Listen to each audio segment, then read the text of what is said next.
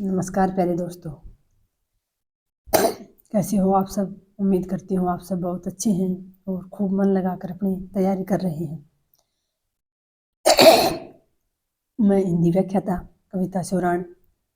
आज के इस वीडियो में हम बात करेंगे साथियों कि सफलता किसे मिलती है, यानी सफल होने वाले लोग, और हम सफल किसको कहेंगे, यानी सफलता के हमारे लिए पैमाने क्या हैं और किसे सफलता मिलती है और किसको निराशा हाथ लगती है।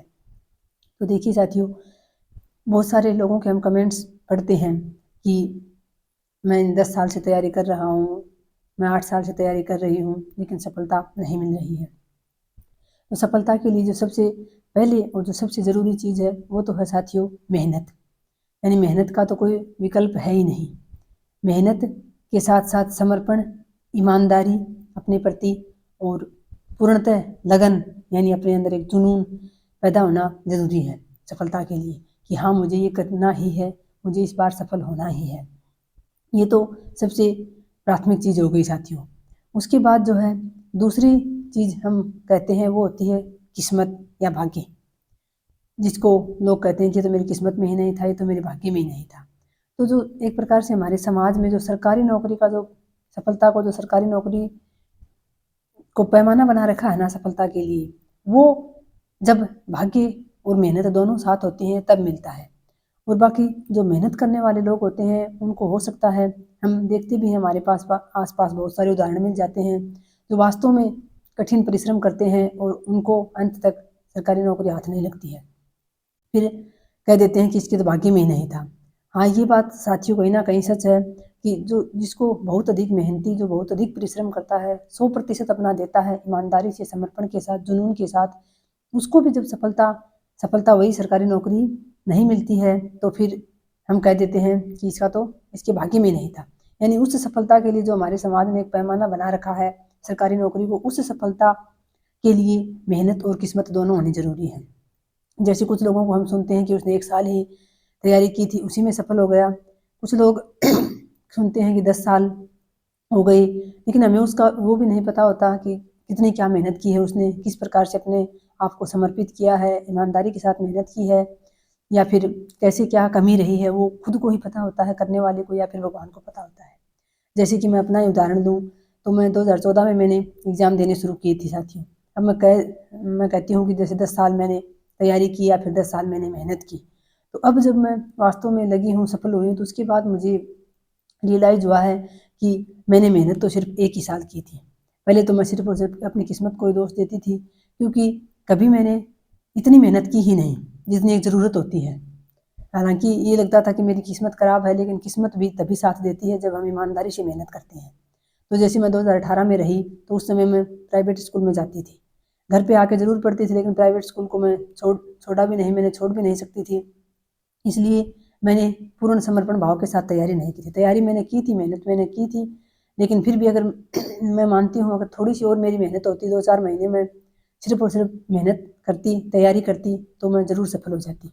उसके बाद जैसे 2019 वाली भर्ती की तो मैं आपको बता ही रही हूँ बार-बार कि जैसे मेरी सही दिशा ही नहीं थी। यानी कभी मेरी मेहनत में कमी रही, कभी मुझे सही गाइडेंस नहीं मिली, यानी मेरी दिशा सही नहीं थी। जैसे 2019 में मैंने पूरा 1 साल तैयारी की, लेकिन उस समय मेरी दिशा सही नहीं थी। मुझे इस बात का नॉलेज ही नहीं था कि किस प्रकार से क्या पर्सन आते हैं ना। मैंने कोई कोचिंग ली थी, जैसे थोड़े दिन मैंने फर्स्ट सिर्फ हिंदी की कोचिंग की थी, वो भी सिलेबस मेरा पूरा हुआ ही नहीं था। 2 ढाई महीने में मैं वापस आ गई थी। तो फिर ना तो मैंने कोचिंग ली थी कि कोचिंग से मुझे पता चल जाता कि हाँ भाई पूरा सिलेबस हो गया, अब हमें इस प्रकार से इसको तैयार करना है, टेस्ट वगैरह कुछ दिए ही नहीं। ना ही मैंने कोई मेरे पास सिलेबस, यहाँ तक कि मुझे सिलेबस का भी अच्छे से ध्यान नहीं था कि कितने नंबर का क्या आता है। बस मेरे पास 2 या 3 किताबें थी, उनमें से मैं पढ़ती रहती थी। कभी ये लगा ही नहीं कि मैंने कितना क्या पढ़ लिया है, कितना क्या मेरा बचा हुआ है। और उस समय मेरा नहीं हुआ, मेरा फर्स्ट पेपर ही जीके का ही अच्छा नहीं हुआ था। हालाँकि उस समय 40% वाली बाध्यता भी नहीं थी, 2020 में जनवरी में जो एग्ज़ाम हुआ था। लेकिन फिर भी मुझे लगा कि मैंने बहुत मेहनत की है, मेरी तो किस्मत ही खराब थी। लेकिन जो सही मायने में जो मेहनत है वो साथियों मैंने 1 ही साल की है, और मेहनत के साथ-साथ भगवान ने भी मेरा साथ दे दिया, तो मैं सफल हो गई। तो जो हमें मिलता है, हम सोचते हैं हम ये कर लेंगे, मैं वो कर लूँगा, मैं वो कर लूँगी, तो हमारे हाथ में होता कुछ नहीं है साथियों। होई वही सो राम रचि राखा। जो भगवान ने हमारे लिए तय कर रखा है वही होता है। जहाँ हम ये कहते हैं ना मैं ये कर लूँगा, मैं वो कर लूँगा, वहाँ साथियों जहाँ तक मैं का भाव रहता है वहाँ तक हमें कुछ नहीं हासिल होता है। और जब हम ऊपर वाले पर छोड़ देते हैं अपनी तरफ से मेहनत, ऐसा भी नहीं है कि हम सिर्फ ऊपर वाले पे छोड़ के हाथ पे हाथ धर के बैठ गए कि हाँ हमें तो ऊपर वाला ही सब कुछ देगा।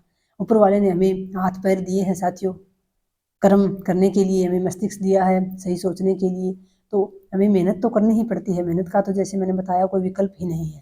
लेकिन उसके बाद जो हमें मिलता है वो सिर्फ और सिर्फ ईश्वर की मेहरबानी होती है। बाकी जो लोग मेहनत करते हैं साथियों वो फिर किस्मत, जो एक सफलता जो है जिसको हम सरकारी नौकरी कहते हैं, वो सफलता भले ही उनको ना मिले, लेकिन जैसे 3-4 साल जो बच्चा बहुत अधिक मेहनत कर ली, जिसने कोचिंग कर ली, बहुत अधिक अपने सब्जेक्ट की तैयारी कर ली, यानी वो बहुत अधिक मेहनत की भट्टी में तप लिया, वो फिर आप देखते हो आजकल प्राइवेट सेक्टर में भी कहीं कोई कमी नहीं है। ऑनलाइन पढ़ा के या वैसे भी जगह जगह प्राइवेट स्कूल, कोचिंग, कॉलेज सब कुछ खुले हुए हैं। तो जिसने मेहनत कर ली, जिसने अपने सब्जेक्ट पे पकड़ बना ली, वो कहीं भी ये नहीं कह सकता कि मैं सफल नहीं हुआ।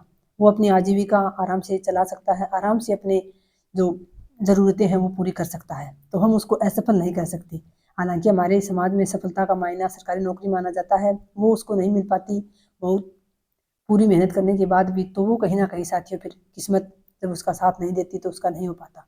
लेकिन हम ये नहीं कह सकते कि वो असफल हो गया, क्योंकि सफलता किसी नौकरी की या किसी बड़ी-बड़ी डिग्रियों की मोहताज नहीं है। सफल व्यक्ति एक वो भी होता है जो मेहनत मज़दूरी करके भी अपना पेट भरता है। उसको भी हम असफल नहीं कह सकते। तो सफलता या असफलता साथियों हमारी सरकारी नौकरी पर या फिर हमारे जीवन के जीने के तरीकों पर निर्भर नहीं करती। सफलता इस बात पर निर्भर करती है कि हम अपनी जो ज़िम्मेदारियाँ हैं वो किस तरह से निभा पा रहे हैं। समाज में भगवान ने जो हमें अपनी ज़िम्मेदारियाँ दी हैं वो किस प्रकार से हम पूरी कर पा रहे हैं। हम किसी के लिए कहीं कुछ गलत तो नहीं कर रहे हैं, हम सही दिशा में चल रहे हैं, हमारे अंदर सबसे बड़ी है जो है आत्मिक संतुष्टि है या नहीं है।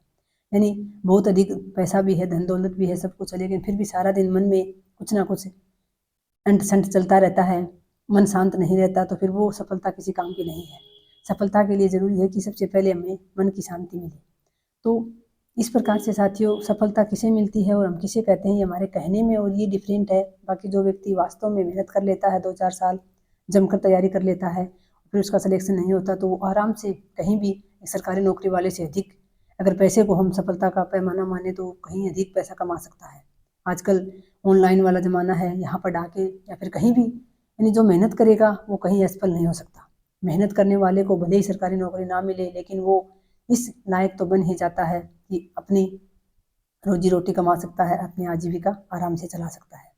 तो इस बात का हमें विशेष ध्यान रखना है साथियों, निराश नहीं होना है, क्योंकि हमारे हाथ में मेहनत है। तो ये नहीं सोचना है कि मैं 2 साल से 5 साल से लगा हूँ। जब तक आपके पास समय है, परिस्थिति आपके अनुकूल है, आप तैयारी कर सकते हैं, तब तक करिए, कोशिश कीजिए कि हाँ इस भर्ती में आपका हो जाए। जब आपको ये लगे कि नहीं अब तैयारी मेरे बस की बात नहीं है, मैं नहीं कर पा रहा हूँ, तो उस समय आप अपना अन्य विकल्प चुन सकते हैं अपने जीवन को चलाने के लिए। देखिए काम तो सभी को करना ही पड़ता है, तो उस समय आप अपने अन्य विकल्प की ओर जा सकते हैं। कोई भी काम हो, आप सच्चे मन से, खुशी से, लगन से करते हैं तो उसमें सफलता ही मिलती है। चाहे भले ही उस काम को समाज छोटा माने, बड़ा माने, क्योंकि समाज के लिए तो कहा जाता है ना साथियों कि भीड़ होती है और भीड़ का कोई चेहरा नहीं होता। तो भीड़ तो कुछ भी कह सकती है, भीड़ तो वैसे भी हर व्यक्ति से दुखी ही रहती है, क्योंकि जो व्यक्ति खुद में संतुष्ट नहीं है, जिसके खुद के कोई स्टेटस नहीं है, खुद का कोई इमेज नहीं है, वो कुछ भी कह सकता है।